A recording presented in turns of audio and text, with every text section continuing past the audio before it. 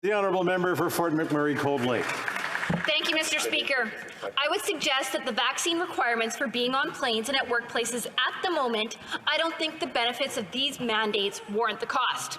That statement was from the Liberal member from Thunder Bay, Rainy River, who's also a medical doctor and a member of our health committee.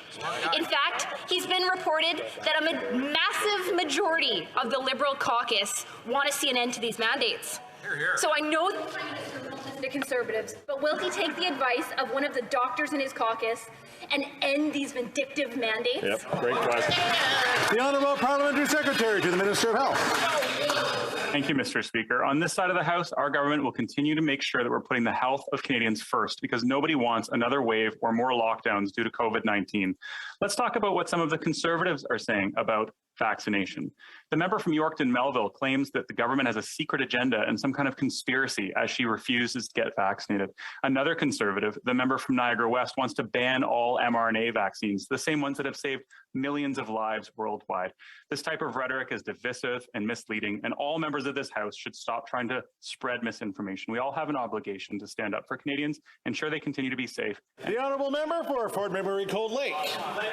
Thank you, Mr. Speaker. What Canadians just witnessed right there, that was just spin doctoring and political science, not medical science. It's been reported that a massive majority of the Liberal caucus want to see an end to these mandates. This week, the member from Milton asked my colleague, a medical doctor who ran a COVID-19 ward in Nova Scotia, to stop asking and talking about mandates. On this side of the House, Conservatives will not be intimidated by members opposite.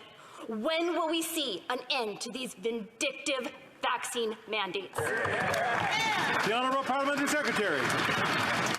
Mr. Speaker, back in 2020, the Conservatives claimed that we wouldn't have enough vaccines for all Canadians. But let me be clear, Canada has sufficient supply and will ensure that all eligible Canadians are protected for primary series, for boosters, as well as for pediatrics and other therapeutics. In the face of Omicron and other unfortunate variants, Canada will be able to onboard more sufficient supply of both pediatrics and boosters for the provinces and territories to expedite simultaneous vaccine campaigns.